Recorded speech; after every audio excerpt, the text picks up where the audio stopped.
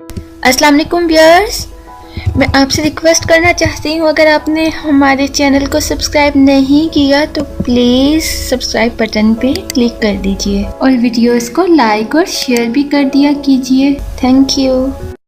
Shahid Afridi, Kumar Sangakkara, Virender Sehwag, Shakib Ul Hasan, Eoin Morgan. Geo group का कहना है कि पीसीबी ने खिलाड़ियों को खेलने की इजाजत देकर गलत फैसला किया। मीडिया ग्रुप का कहना था कि इससे पीएसएल के ब्रांड को नुकसान पहुंचेगा और स्पॉन्सर पीएसएल को छोड़ देंगे। पाकिस्तान और क्रिकेट को फायदा हो और जियो के पेट में दर्द ना हो, ऐसा मुमकिन नहीं। दूसरी जानिब एयरवाई, जिसके पास इस टूर्नामेंट के मीडिया राइट्स हैं, उनका कहना है कि ये टूर्नामेंट महज 4 दिनों का है, फॉर्मेट मुख्तलिफ है और पीएसएल के स्पॉन्सर्स को टच भी नहीं किया जा रहा, जबकि मार्केटिंग एजेंसी एक ही है।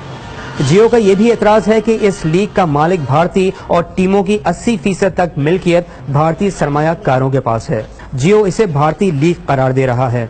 जवाब में एयरवाई का कहना है कि इन बातों में कोई हकीकत नहीं। लीग के ओनर जरूर भारतीय बिजनेसमैन शजीउल मुल्क हैं, लेकिन 80% टीमों के मालिक पाकिस्तानी हैं। नजम सेठी ने भी अपनी एक ट्वीट में वाजे किया कि ये भारतीय लीग कैसे है, जबकि भारत ने अपने खिलाड़ी इसमें भेजे ही नहीं। इसका सिर्फ एक भारतीय 20% और 2 पाकिस्तानी 80% कंपनी के ओनर हैं, और जबकि इसका स्पॉन्सर एमिरेट्स क्रिकेट बोर्ड है, बीसीसीआई नहीं।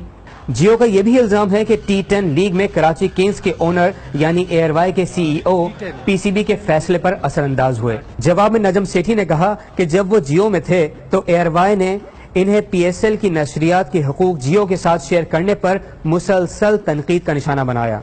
अब जियो उन्हें तनकीद का निशाना बना रहा है क्योंकि खिलाड़ियों को ऐसी लीग में खेलने की इजाजत दे दी है जिसके मालिकान में एयरवाई भी शामिल है।